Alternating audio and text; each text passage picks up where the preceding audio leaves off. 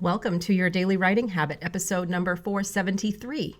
If you're writing a book or thinking about it or trying to finish a book you've started or trying to let more people know about your book, you are in the right place. Good morning. Happy Tuesday. I'm your host, Christine Whitmarsh, also known as Christine Inc. Each day I'm sharing with you the writing habits I've learned over my 19 years as a ghostwriter, book coach, and author. I have found that three things in particular have a huge impact on your success as an author, and they have the ability to turn someone who barely sees themselves as a writer into a published book author. Those three things are writing fundamentals, productivity, and mindset habits. Here's today's quote. Resentment is like drinking poison and waiting for the other person to die. Carrie Fisher. And that goes with today's episode. That quote, of course, I try to match them as much as possible. So over the weekend, I watched a somewhat awful movie. I watched the whole thing, though. I tend to do that because I think I can learn just as much from awful movies, within limits as great ones. But anyway, it was a somewhat awful movie. It was about a dysfunctional writers group, and the movie was called Authors Anonymous. And one of the reasons that I identified for its somewhat awfulness was the cliches. And this is something I talked about on yesterday's show as well.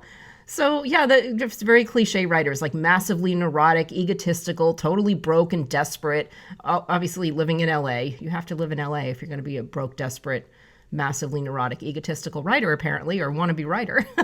So just really emotionally a very kind of sad group of characters, which broke my heart, since in my opinion, writing is supposed to be a joyful thing. And sometimes when it's depicted in movies and TV shows, it doesn't seem very joyful to me. So I didn't really agree with the cliches in the movie.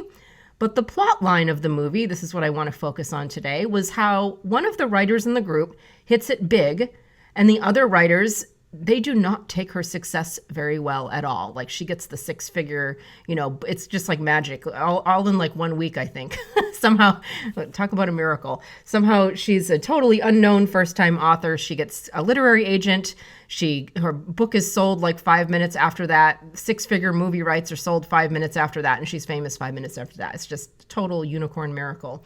But anyway, the other writers clearly, and obviously do not take her success very well at all.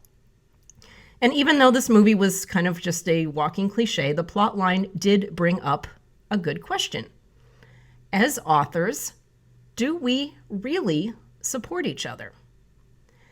And I'm actually going to let you answer that for yourself, but I would like to create some arguments here about why we should support each other and also how we can do it.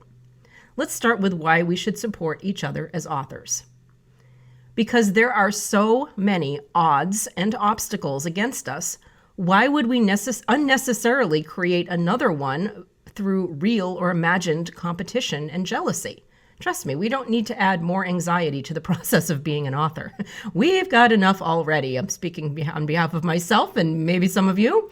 So the way the cliche characters in the movie tried to tear each other down, for me, was just tragic and unnecessary. Jealousy is a misdirection of self-doubt. Rather than project your issues onto others, why not take the time to explore them and deal with them? And another reason, why should we support each other as authors? Well, for one thing, it's an extremely valuable way to learn things that we can't learn in books about writing and about having a career as an author. If we can learn from each other, that's an incredibly valuable gift. And all right, so how can we do this? Well, for one, be sure and congratulate your fellow authors on their success and help promote them, especially online when you see people talking about their book launches and, getting book deals and all the book success, becoming #1 authors. Make it a point to congratulate your fellow authors on their success. Another way is to be a source of knowledge, inspiration, and resources for other authors and also aspiring authors. Mentoring and teaching truly reinforces what a gift we all have. And trust me when I say this, because as you can probably tell from this show, I have devoted a good portion of my career at this point in my life to unloading every single thing I have learned about writing a book and being an author onto those who aspire to do the same thing. And I am quite intentionally an open book pun intended.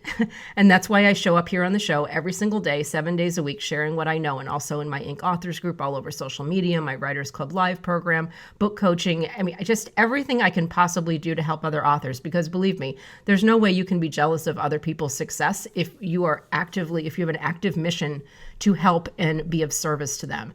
So for me, mentoring and teaching, it really does reinforce the gift we have and how amazing it is. And it reinforces that we're really all in it together. And that's a beautiful thing.